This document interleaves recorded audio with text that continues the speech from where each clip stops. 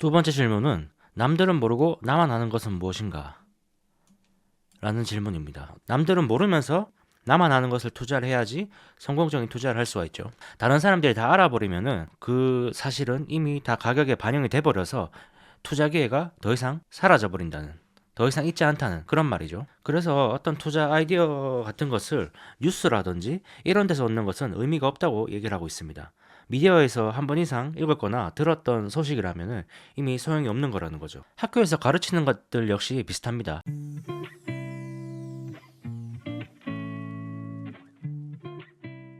대부분 학교에서 가르치는 것은 비슷합니다.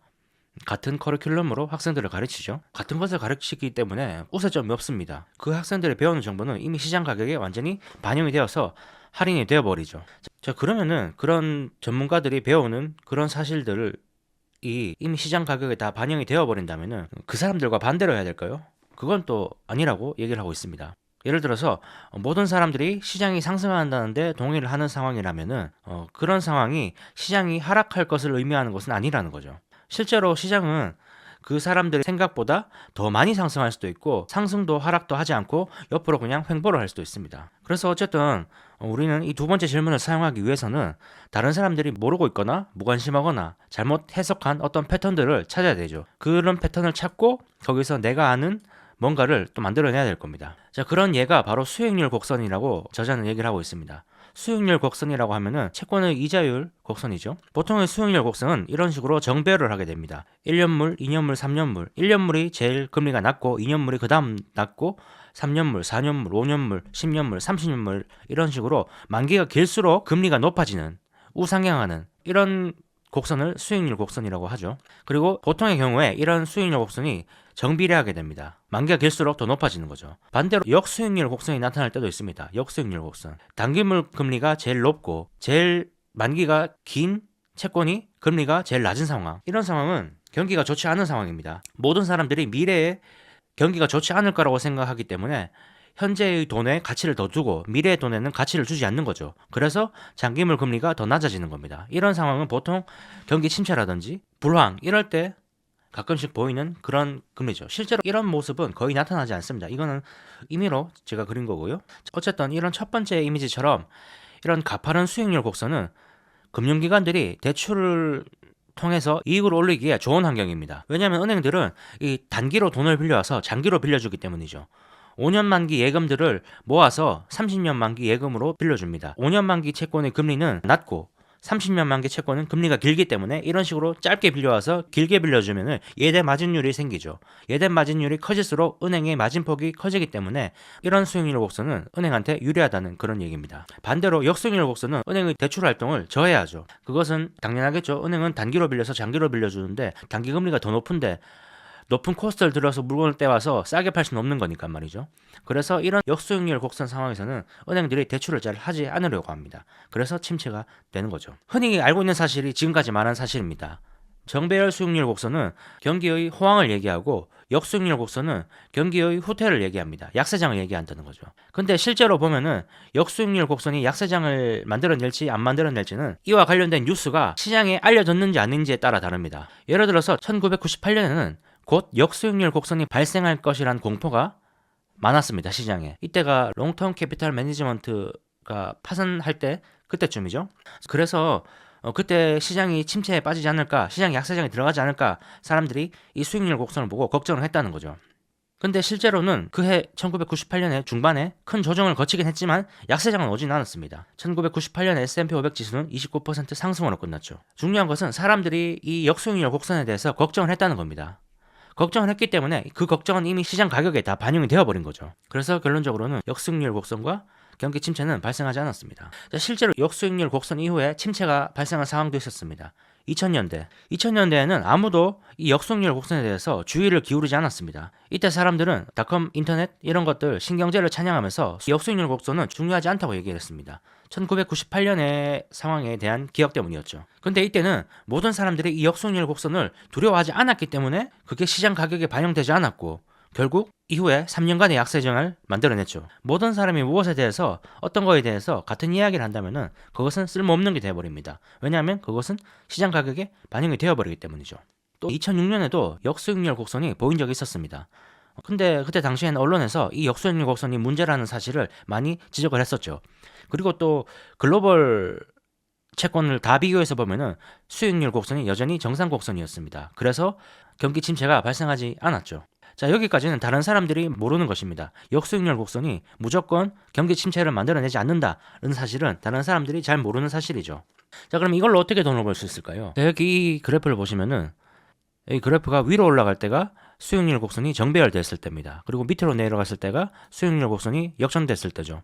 수익률 곡선이 역전돼 있을 때, 반대로 돼 있을 때는 성장주가 주도를 했습니다. 그리고 수익률 곡선이 정배열됐을 때는 가치주가 주도를 했죠. 이런 현상이 계속적으로 보인다는 거죠. 이 수익률 곡선과 가치주 성장주를 같이 비교해서 보니까 1987년에는 가치주가 주도주였고 1990년대까지는 성장주가 28%나 더 상승했습니다. 자, 이런 사실은 이 캠피셔가 발견한 사실입니다. 캠피셔는 수익률 곡선이 정배열이 될 때는 가치주가 유리하고 역배열이 될 때는 성장주가 유리하다는 사실을 이 캠피셔가 발견한 거죠. 그래서 다른 사람들은 모르고 나만 아는 것으로 이거를 소개한 겁니다. 저자는 이런 그래프에 대해서 자신이 얘기하기 전까지 다른 어디서도 보지 못했다고 얘기를 하고 있습니다. 이게 항상 맞아떨어지는 것은 아니지만 70% 정도만 맞아떨어진다면은 쓸만한 투자 전략이라고 얘기를 하고 있죠. 근데 그 전에 이 수익률 곡선의 변화와 가치주와 성장주가 주도주를 차지하는 상관관계가 그 경제적으로 근거가 있는지 없는지 그것부터 먼저 확인해야 될 겁니다. 근거가 있다면 이 투자 전략을 사용할 만하겠죠. 자, 근거가 있을까요? 은행이 대출하는 방식을 한번 보겠습니다. 은행은 항상 단기로 자금을 빌려와서 장기로 대출을 실시하는 기관입니다. 앞에서 얘기했다시피 짧게 빌려서 길게 빌려주는 겁니다. 이때 단기 금리와 장기 금리 차이가 은행의 대출 마진이 된다고도 말씀을 드렸었죠. 근데 그게 반대로 뒤집어지면 은행의 마진이 없어지기 때문에 대출을 잘 하지 않는다, 잘 해주지 않는다.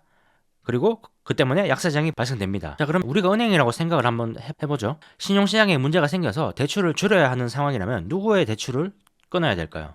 대형 성장주가 있고 대형 가치주가 있고 소형 성장주가 있고 소형 가치주가 있습니다. 누구를 선택해야 될까요? 대형 성장주나 대형 가치주 그 두 회사는 일단 대상에서 제외될 겁니다. 대형 회사이기 때문이죠.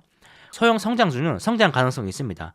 소형 성장주에 대출을 해주는 것도 유지를 할 겁니다. 그렇게 되면 남는 것은 소형 가치주밖에 남지 않죠. 소형 가치주는 지속적인 수익은 내고 있지만 일이 없어지면 이익도 없어지게 됩니다. 성장도 없죠. 그래서 이 경기가 안 좋은 상황이 오면은 가치주가 상대적으로 안 좋아진다고 저자는 얘기를 하고 있습니다. 즉 역수익률 곡선이 발생하면 성장주가 가치주보다 상대적으로 좋다라는 거겠죠. 그리고 반대도 되겠죠. 그러다가 이제 시장이 좋아져서 대출을 늘려야 하는 상황이라면은 그럴 때면 이제 이때까지 시장에서 소외되었던 소형 가치주까지 대출을 받을 상황이 되겠죠. 소형 가치주에까지 대출을 내어줄 여력이 은행에게 생긴다는 거죠. 그래서 수익률 곡선이 다시 정배열로 가면은 성장주보다 가치주가 상대적으로 더 좋아진다, 수익률이 좋다라는 의미가 되겠습니다. 이건 말고도 가치기업들은 대부분 부채를 통해서 자본금을 늘리는 반면에 성장기업들은 대부분 신주 발행을 통해서 자본을 조달합니다. 가치기업들은 대출을 받고 성장 기업들은 신주 발행을 한다는 것. 신주 발행 같은 경우에는 경기가 조금 안 좋더라도 투자은행들은 여전히 성장 기업들의 신주 발행을 도우려고 하죠. 그래서 은행의 대출과는 크게 상관이 없이 자본 조달을 잘 할 수 있습니다. 성장주들은. 반면에 가치주들은 주로 부채를 통해서 자본 조달을 하기 때문에 이 대출에 막혀버리면 상대적으로 대출하기가 어려워지죠. 그래서 수익률이 낮다라고 얘기를 하고 있습니다. 이런 저자가 찾아낸 이런 사실을 우리가 믿든지 안 믿든지는 그것은 중요한 것은 아니고요. 그것보다 중요한 것은 이런 질문을 하고 이런 사실들을 찾아낼 수 있는 능력이 중요하다는 거겠죠. 또 다른 것도 있습니다. 다른 사람들은 모르고 나만 아는 것. 대통령 임기 이론이라는 겁니다. 쉽게 얘기하면 간단하게 얘기하면 대통령 임기가 미국은 4년이죠. 이 4년 중에 첫 번째 두 해보다 마지막 두 해, 3년차, 4년차에 이 주식시장의 수익률이 훨씬 더 좋았다는 그런 사실입니다. 이 사실을 피셔는 다른 사람들은 모르고 나만 아는 거라고 얘기를 하고 있는 거죠. 자, 여기 데이터를 보시면은 잘 보이시진 않겠지만 평균적으로 보면은 셋째 해, 넷째 해에 수익률이 더 좋은 것을 보실 수가 있습니다. 이 데이터를 보면은 이 3년째, 4년째가 수익률이 좋다는 사실은 밝혀졌습니다. 그러면 거기에 합리적이라고 생각할 만한 근거는 있을까요? 이 두 번째 질문을 할 때 중요한 것은 그 논리에 대해서, 그 사실에 대해서 합리적으로 설명을 할 만한 근거가 있어야 된다는 겁니다. 근거가 없다면은 그런 사실을 찾아냈다고 해도 사용해서는 안 된다는 거죠. 예를 들어서 숫자 5로 끝나는 해에는 수익률이 좋았다는 그런 역사적인 데이터가 있습니다. 근데 그것은 설명하기 어렵죠. 그래서 그런 데이터는 쓸모없는 데이터라고 얘기를 하고 있는 거죠. 자, 그러면 대통령 3년째, 4년째 수익률이 좋을 만한 근거가 있을까요? 거기에는 아주 간단한 근거가 있습니다. 이 주식시장은 이 불확실성을 제일 싫어합니다. 이 투자자는 리스크보다 불확실성을 더 싫어하죠. 그리고 새 대통령은 불확실성을 가져옵니다. 바로 그것 때문에 1년차, 2년차에 수익률이 좋지 않고 3년차, 4년차에 수익률이 좋은 거죠. 보통 2년차에 중간선거가 치러지죠. 그 대통령은 중간선거 이후에 이 상대적으로 권력이 약해질 것을 알고 있습니다. 그때가 되면은 이제 대통령이 통과시키고자 하는 법률을 통과시키기가 어렵게 되겠죠. 따라서 이 임기 초반, 첫 해째, 두 해째 이런 법률을 최대한 많이 통과시키려고 노력을 합니다. 지금 트럼프가 하는 것처럼 말이죠.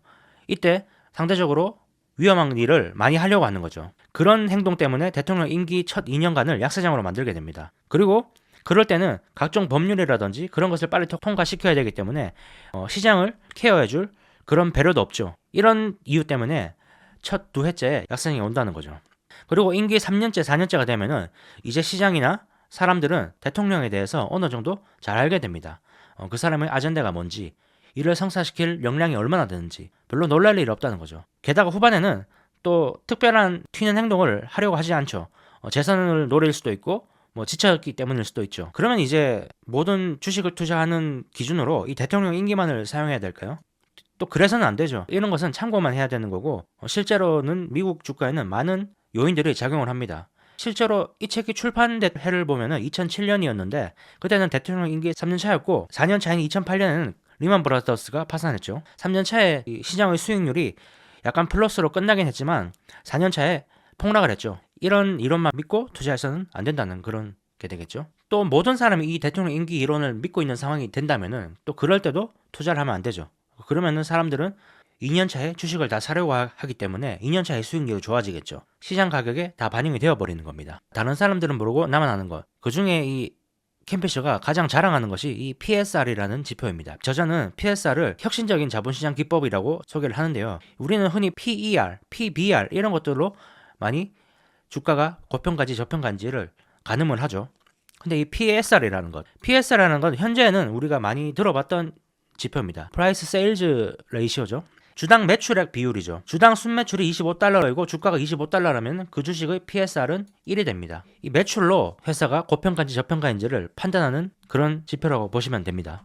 PR의 문제라고 하면은 막 떠오르는 기업들, 신생기업들 같은 경우에는 순이익이 없기 때문에 PR을 보고 투자를 할 수는 없습니다. PR을 봤으면 아마존 같은 회사에 초창기에 투자를 할 수가 없었다는 거죠. 이익이 날 때마다 계속 재투자를 했기 때문에 PR은 마이너스였을 겁니다. 어떤 것을 0으로는 나눌 수가 없기 때문이죠. 근데 그런 상황에서도 이 순이익이 없어도 여전히 매출은 발생합니다. 아마존은 매출이 엄청나게 폭발적으로 늘어났었죠. 자, 바로 이 부분이 이 캠피셔는 다른 사람들은 간과하고 나만 간파한 것이라고 얘기를 하고 있는 겁니다. 어떤 회사가 순이익은 없더라도 매출은 계속 발생한다라는 거죠. 그리고 어떤 주식이든 직전 12개월 매출에 비해서 상대적으로 낮은 가격에 거래되고 있다면 그 주식은 상승할 가능성이 높다는 거죠.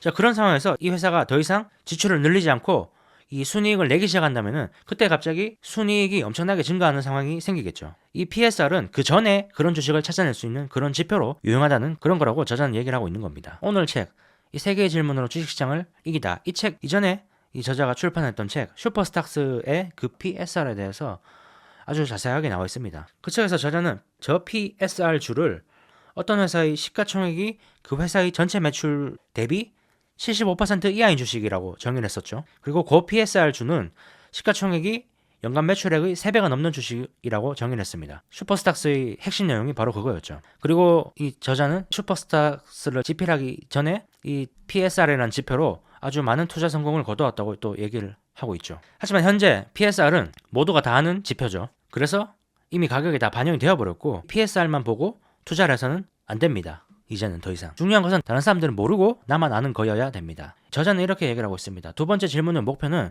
3년 또는 30년 후에 상식이 될 만한 것들을 지금 발견해서 지금 흔히 꿀을 빠는 거죠. 그리고 다른 사람들이 그 지표에 대해서 다 알게 되면은 이제 그 지표는 버리고 또 다른 것을 찾아야 된다는 거죠. 그래서 항상 테스트를 해보라고 하고 있습니다. 내가 어떤 사실을 발견했을 때 주변에 친구들이나 동료에게 물어보라고 말이죠. 물어봤는데 그게 말도 안 되는 소리라고 하거나 미친 소리라고 하면은 그걸 투자 판단의 기준으로 사용할 만한 의미가 있다고 얘기를 하는 거죠.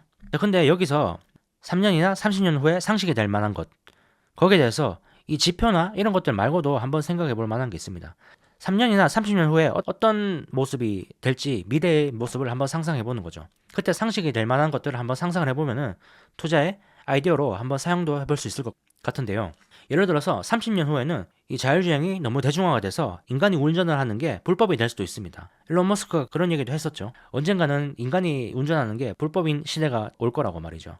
그런 상상을 한번 해보고 근거가 있다면은 거기에 어떤 기업이 수혜를 받을지 한번 생각을 해보는 것도 투자 아이디어를 얻는데 도움이 될 것 같습니다. 세 개의 질문으로 주식시장을 이기다. 두 번째 질문은 여기까지입니다. 자, 다음 세 번째 질문은 이거죠. 우리의 뇌는 나를 방해하고 있지는 않은가? 투자에 있어서 가장 간단한 규칙이라고 하면은 싸게 사서 비싸게 팔아라가 되겠습니다. 근데 이 데이터로 보면은 투자자들은 반복적으로 이와 정반대로 행동을 하고 있습니다.